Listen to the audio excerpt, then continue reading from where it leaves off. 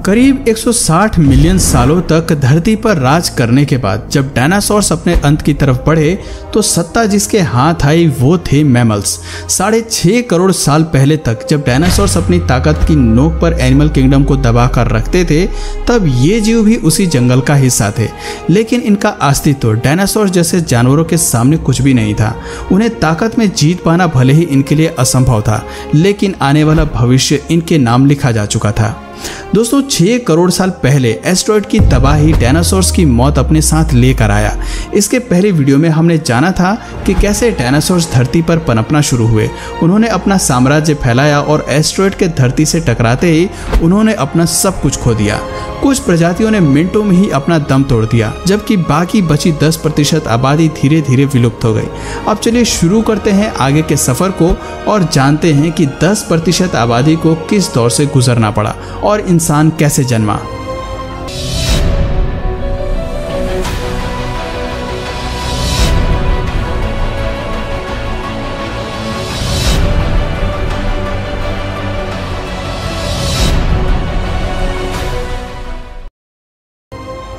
Dinosaurs का अंत mammals के लिए वो अवसर था जो रेप्टाइल्स के खत्म होने पर डायनासोर्स को मिला था। यानी कि सीधी भाषा में कहें तो जंगल पर अब अपनी ताकत स्थापित करने का मौका आ गया था। जंगल की दुनिया में मैमल्स वो प्रजाति थी जो डायनासोर्स के समय से ही अस्तित्व में थी। आकार में छोटे होने की वजह से ये जीव आज मौजूद चूहे जैसे थे। देखा जाए तो मैमल्स की शुरुआत इसी तरह से हुई थी। इस स्तनधारी जीव ने खुद को परिस्थितियों में ढाल कर रहना सीख लिया था। फिर जब एस्टेरॉयड के टकराने से महाविनाश का सिलसिला शुरू हुआ तो इन्होंने भी अपने कई साथियों को खोया, लेकिन ये अपनी स्पीशीज को बचाने में सफल रहे।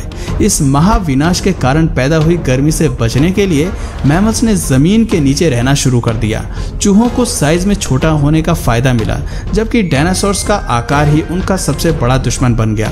जमीन के नीचे रहते हुए मैमल्स को गर्मी से राहत मिली और भोजन के रूप में उन्होंने हर तरह के कीड़ों और जीवों को अपना शिकार बनाया। वहीं बात करें ऊपरी सतह की तो वहां हो रहे वातावरणीय बदलाव मौजूद जानवरों को तिल तिल कर मार रही थी। एस्टेरॉयड के टकराने से उत्पन्न हुई गर्मी और धूल के बादलों ने पृथ्वी के वातावरण को पूरी तरह से ढक लिया था। अब धरती पर सूरज की रोशनी तक नहीं पहुंच पा रही थी, लेकिन सतह पर मौजूद हीट की वजह से बहुत सारे जानवर मारे जा चुके थे। कई सालों तक जब ये सिलसिला जारी रहा तो पेड़ पौधे पूरी तरह से नष्ट हो गए। प्रकृति का बनाया इकोसिस्टम हिल गया। सूरज की रोशनी ना मिल पाने के कारण धीरे धीरे पृथ्वी ठंडी होती चली गई, लेकिन अब तक डायनासोर्स की आबादी धरती से विलुप्त हो चुकी थी। बचे थे तो केवल 5% जानवर, जिनमें से ज्यादातर मैमल्स के परिवार से संबंध रखते थे। महाप्रलय के प्रभावों के थम जाने के बाद धूल के बादलों ने छटना शुरू किया। धरती पर एक बार फिर वातावरण ने सामान्य होना शुरू किया। पृथ्वी पर इकोसिस्टम फिर से अपने पुराने फेज में आने लगा। इस दौर में मैमल्स की प्रजाति केवल 5% तक सीमित थी, लेकिन एडेप्टिव रेडिएशन के चलते ये मैमल्स इवॉल्व होना शुरू हो गए और इनमें से कई नई प्रजातियों ने जन्म लेना शुरू किया। इस प्रक्रिया में लगभग 5.5 करोड़ साल पहले बंदरों ने जन्म लिया। आपको बता दें कि शुरुआती बंदरों की शारीरिक बनावट आज से काफी अलग थी। इनके मुख पर आंखें आगे की ओर थी और शरीर छोटा था, लेकिन ये शारीरिक बनावट ज्यादा समय तक एक जैसी नहीं रहने वाली थी। इयोसीन इपोक के इस टाइम पीरियड में प्राइमेट्स के सर में एक अहम एवोल्यूशन हुआ, जिसकी वजह से इनके स्पाइनल कॉर्ड में भी बदलाव आया और ये चारों पैरों की बजाय 2 पैरों पर खड़ा होना सीख गए। खैर, प्राइमेट्स के अलावा एवोल्यूशन धरती पर मौजूद पेड़ पौधों और वातावरण में भी हो रहा था। वो पूरी तरह एक नॉर्मल फॉर्म में आ चुके थे और धरती का तापमान 24 डिग्री सेल्सियस तक पहुंच चुका था। करीब 4.5 करोड़ साल पहले बदलाव के चलते ही हमारे दिन 24 घंटे के हो गए। इसके साथ ही हमारी टेक्टोनिक प्लेट्स में भी हलचल हुई। अब तक हमारे सभी द्वीप अपनी अपनी स्थिति पर थे। केवल एक और नई संरचना होना बाकी थी, जिसके तहत 2 बड़े महाद्वीप अपनी जगह से खिसक कर एक दूसरे के करीब आ गए। ये वही द्वीप थे जिन्हें आज हम भारत के नाम से जानते हैं। भारत ने अफ्रीका से अलग होकर एशिया तक पहुंचने में कई लाखों करोड़ों साल लगाए। ऐसे में जब ये टेक्टोनिक प्लेट्स एशिया से जा मिली तो हिमालयन रेंज का निर्माण हुआ। इस निर्माण में कई ऐसी श्रृंखला विकसित हुई जिसके चलते उत्तर में भारत की भौगोलिक स्थिति बदल गई। इसके साथ ही मौसम के पैटर्न में भी भारी बदलाव आया।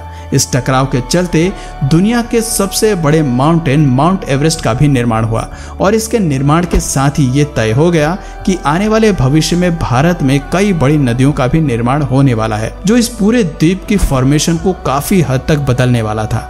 खैर, जहां एक तरफ धरती के हर द्वीप में विकास शुरू हो चुका था, वहीं दूसरी तरफ एवोल्यूशन की होड़ में जानवर भी अपने आप को काफी हद तक बदल रहे थे। द्वीप को अपने मौजूदा स्थिति में पहुंचने पर जंगलों में भारी गिरावट आ रही थी और मुख्य रूप से ग्रासलैंड्स का निर्माण हो रहा था। उधर जानवर भी घास के मैदानों में रहने के लिए एडॉप्ट हो रहे थे और साथ ही साथ नई प्रजातियों का भी विकास हो रहा था, जो ग्रासलैंड्स में अपना दबदबा बनाने की कोशिश कर रहे थे। पुराने मैमल्स में भले ही दूसरे जानवरों को मारकर खाने की क्षमता नहीं थी, लेकिन अब विकसित मैमल्स ने दूसरे जानवरों का शिकार करके उन्हें मार गिराने की ताकत विकसित कर ली थी और वो दूसरे जानवरों पर अपना दबदबा बनाने में भी कायम हो रहे थे। अब जंगल में मैमल्स की वही स्थिति थी जो कभी धरती पर राज करने वाले डायनासोर्स की हुआ करती थी। लगभग 1 करोड़ साल पहले धरती अपने उस स्वरूप में आ चुकी थी जैसे कि वो आज हमें दिखाई देती है। वातावरण से लेकर पेड़ पौधों तक सब कुछ अपने फुली इवॉल्व रूप में थे। कहने को तो धरती पर सब कुछ था, लेकिन अब भी एक प्रजाति थी जो धरती से गायब थी और वो प्रजाति आने वाले भविष्य में पृथ्वी के इतिहास को बदलने वाली थी। जी हाँ, ये प्रजाति थी इंसानों की। लगभग 40 साल पहले पृथ्वी पर फिर एक बड़ी हलचल हुई और अफ्रीका द्वीप के पूर्वी इलाकों में एक नई माउंटेन रेंज पनपी, जिसे आगे चलकर ईस्ट अफ्रीकन रिफ्ट के नाम से जाना गया। इस पर्वत श्रृंखला के निर्माण से केवल भौगोलिक स्थिति में बदलाव नहीं आया, बल्कि मौसमी हवा भी बदल गई। वहां मौजूद जंगल में हवा का प्रवाह कम हो गया, जिससे मौसमी हवा वहां नहीं पहुंच पाई और नमी की कमी से जंगलों ने सूखना शुरू कर दिया। बारिश ना होने की वजह से अफ्रीका का ये क्षेत्र काफी ड्राई हो गया, लेकिन इस जंगल में रहने वाले जानवरों ने हार नहीं मानी। अफ्रीका के इसी क्षेत्र में रहते थे पिरोल इथिपिकस, जो आगे चलकर हमारे पूर्वज कहलाए। पेड़ पर रहने वाले ये बंदर एक टहनी से दूसरे पर जाने के लिए अपने आगे के हाथों का सहारा लेते थे और कभी कभी पेड़ों पर 2 पैरों पर भी खड़े हो जाते थे। हालांकि ये अभी तक जमीन पर नहीं चल पाए थे, लेकिन इनमें खड़े होने की क्षमता पहले से ही विकसित हो चुकी थी। इससे पता चलता है कि 2 पैरों पर चलना इंसानों की नहीं बल्कि एप्स की खोज थी।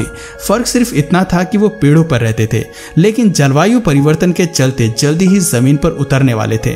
इनमें से कई प्रजातियां चिंपैंजी के रूप में विकसित हुईं, तो कुछ इंसान बनने के लिए विकसित हो गईं।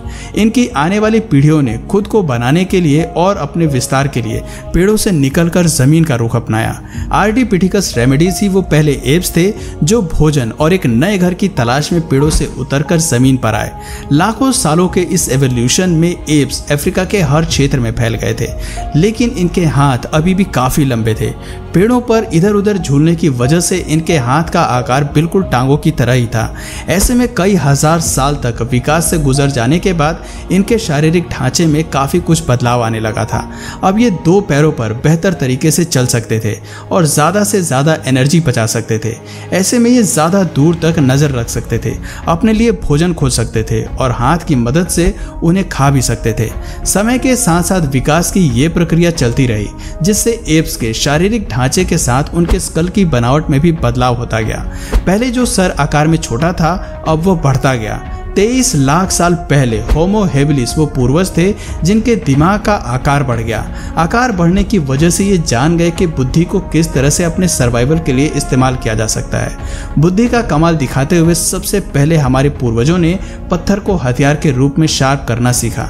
जैसे ही उनकी ये तरकीब काम आई, होमो हेबिलिस जान गए कि पत्थर को कैसे हथियार के रूप में इस्तेमाल किया जा सकता है। जैसे जैसे ये जीव हथियार को इस्तेमाल में लाए, उनके हाथों की उंगलियों और अंगूठों को भी मजबूती मिलनी शुरू हो गई।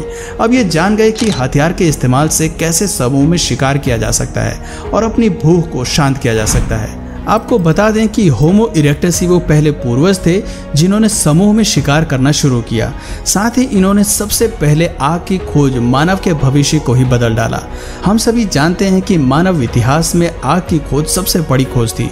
आग के इस्तेमाल से होमो इरेक्टस जल्दी ही मांस को पकाकर खाना सीख गए। आग ने हमारे पूर्वजों को केवल ठंडी से सुरक्षा ही नहीं दी, बल्कि दिमाग के इस्तेमाल के लिए उन्हें प्रोत्साहित भी किया। अगर आप सोच रहे हैं कि कैसे, तो आपको बता दें कि आग के इस्तेमाल से भोजन को चबाने में लगने वाली ऊर्जा कम हो गई। अब वो अपनी इस ऊर्जा को बुद्धि के विकास के लिए इस्तेमाल करने लगे, जिसकी वजह से आने वाली पीढ़ियां बड़े दिमाग के साथ पैदा हुई। एक बड़े दिमाग के साथ लगभग 2 लाख साल पहले इंसान अपने आज के रूप में विकसित हो गए।